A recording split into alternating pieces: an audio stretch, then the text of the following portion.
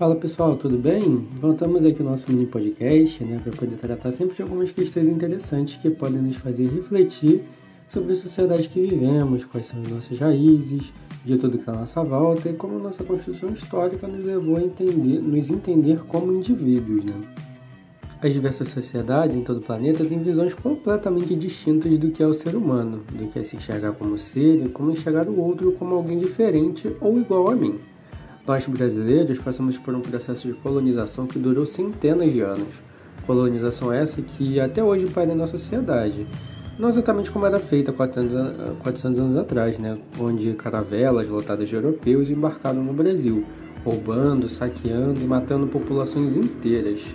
Nos tempos atuais, a sociedade de diversas maneiras diferentes, como apreciar e ter para si uma cultura e visão de mundo de um lugar que não é nosso. É um espaço europeu, centralizado, onde se dá visibilidade não à cultura fundadora desse país, como a cultura negra e indígena, mas sim toda a bagagem europeia imposta a nós latino-americanos. Podemos expandir essa visão e entender que esse imperialismo não é só europeu, mas também estadunidense, que expõe para nós tudo que os norte-americanos identificam como cultura civilizada e correta. Mas isso pode ser tema de um outro episódio, Agora eu queria apresentar um pouco de um mito fundador europeu muito famoso e que muita gente ouviu falar, que é o mito de Narciso e Eco. Você já ouviu a frase de que alguém é narcisista ou que a pessoa só pensa em si próprio? Foi a partir desse mito fundador grego que esse tema foi inventado, Narciso era um belo e jovem rapaz, que tinha um corpo mais perfeito de toda a terra. Ele tinha olhos, um cabelo bonito, brilhante e sedoso. Ele tinha o seu rosto perfeitamente simétrico, um belo maxilar, uma altura e peso simétricos, etc. Uma pessoa estonteante. Por consequência disso, Narciso tinha muitas pretendentes. Todas eram super apaixonadas nele, queriam sua companhia e queriam se casar perdidamente com ele. Mas Narciso nunca ligou para as pretendentes e não tinha o menor interesse nelas. Desprezava qualquer pessoa que se apaixonasse por ele. Certo dia, Nêmesis, a deusa do juízo grego, decide que Narciso precisava ser amaldiçoado para ter sua lição. Ele só poderia se apaixonar por alguém que o desprezasse, por alguém que nunca teria acesso.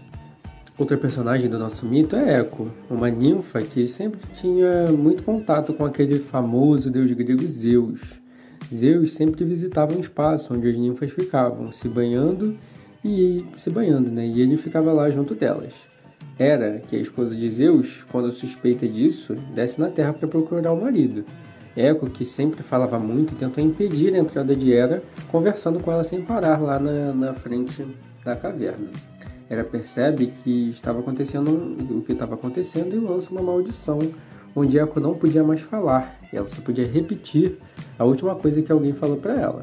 Você está percebendo a ligação da palavra Eco para a nossa Eco da história? Tanto que o Eco vai morar no fundo da caverna, de tão triste que ela estava.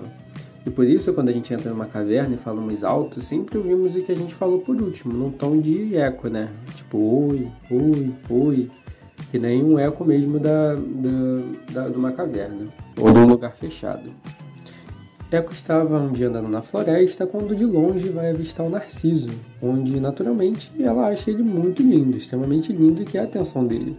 O Narciso ele não dá atenção a Eco, é claro, Até que o Narciso ele vai beber água num lago próximo lá da floresta, quando ele se depara com a sua própria imagem refletida na água. E automaticamente fica extremamente apaixonado com a sua própria face. Um amor que nunca vai corresponder a ele, pois é ele mesmo que está ali. Narciso para de comer, de dormir, e sempre fica encarando uma imagem que não vai retribuir.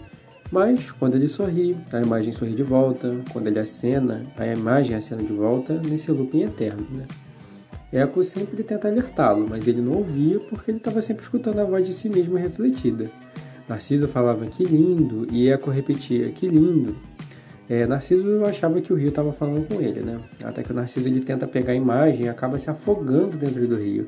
E de lá vai nascer uma flor que se chama Narciso, Mas como que essa história que eu te contei agora tem a ver com o que a gente estava falando sobre sociedade, cultura, etc. antes?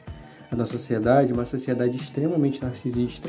Apenas consegue se ver nas quatro paredes do eu, Quem que é esse eu?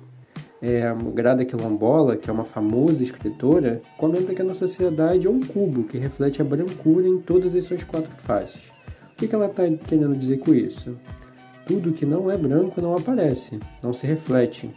Toda a nossa volta é uma representação do colonialismo europeu e é uma caixinha onde tudo é bem estabelecido. O padrão de religião, o padrão de vestimenta, de música, de literatura, de audiovisual e de arte. É tudo altamente importado e imposto para nós. O país ele é extremamente diverso e plural, né? Cada estado é praticamente um país diferente, mas nós, como indivíduos, só reconhecemos aquilo que fomos expostos desde a criança. Desde criança, o que nos foi passado de geração em geração. Isso faz com que neguemos de onde a gente veio, né? A cor do cabelo, o tom da pele, as gírias, a vestimenta, o jeito de se portar na sociedade em que a gente nasceu e viveu. Nós acabamos nos tornando eco, repetindo algo que foi imposto por uma outra pessoa, por uma visão narcisística, viciada, tornando eco, né? Repetindo algo que foi imposto por um outro. Essa visão que foi imposta por um outro vive para si, apenas para si, pensa em si mesmo e enxerga a si mesmo, né?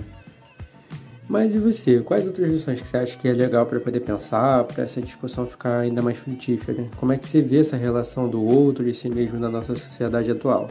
O seu comentário é muito bem-vindo para poder adicionar aqui no nosso texto.